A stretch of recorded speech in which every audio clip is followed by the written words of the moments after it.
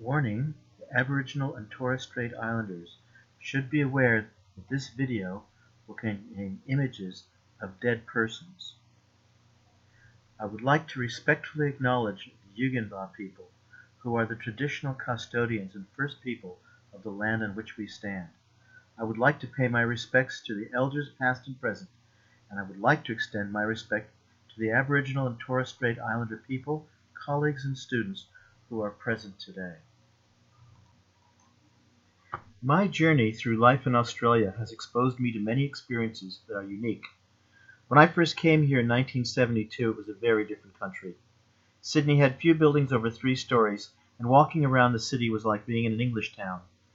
Having no idea about Australia, except kangaroos, I was blissfully unaware of the plight of the Indigenous people. There was no mainstream presence, and only negative references. There were no areas that I couldn't go, except I was warned not to go to Redfern because that was a dangerous place. It had a lot of Aborigines in it. Especially avoid Everleigh Street. White people didn't go down there. Who were these people and why it was dangerous? Well, it was never really explained what they would do, except maybe be violent. My mother was a clinical psychologist and counselor. She got a job at the Redfern Medical Service. I would drive my mom to work. It was there I was greeted with a little suspicion. Over time, though, it was a comfort to be there. I made lots of friends that were interested in the places I had been, and they told me stories of their lives. But it was not until some time later that the story of the stolen generation emerged. I became very close with several people, but one of the most interesting people and close friend was a man named John Newfong. He was an editor, activist, writer, and public relations person. It was through John and later his family that I was exposed to the plight of the stolen generation. I remained friends with John until his death in 1999. It was John who introduced me to prominent people in the Indigenous world, people who are historical figures and should be renowned for their contributions.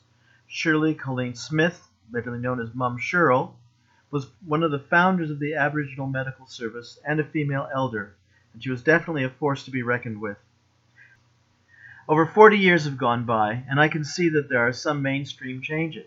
The Mabo decision, the apology, and the calls for reconciliation are only a start, but one that John and Mum Shirl would not have believed. I'm sorry they did not live to see it. It is also good to see that there is more of a presence in the general public. Art, music, dance, and comedy. Indigenous people are becoming more visible. Indigenous lawyers, doctors, politicians, and more are accepted. Things are by no means good yet, far from it. The fact that the Closing the Gap activities have not made progress, that is so far painfully missing, is still in my mind a crime. My friend John died at 50. He should be alive today. And he would have been alive today had there been appropriate medical. So there is still a mix of progress and the need for more.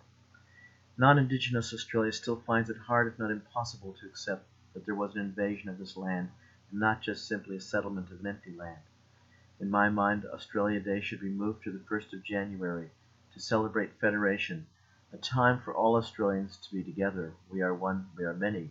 But January 26th should be acknowledged for what it really was, an invasion.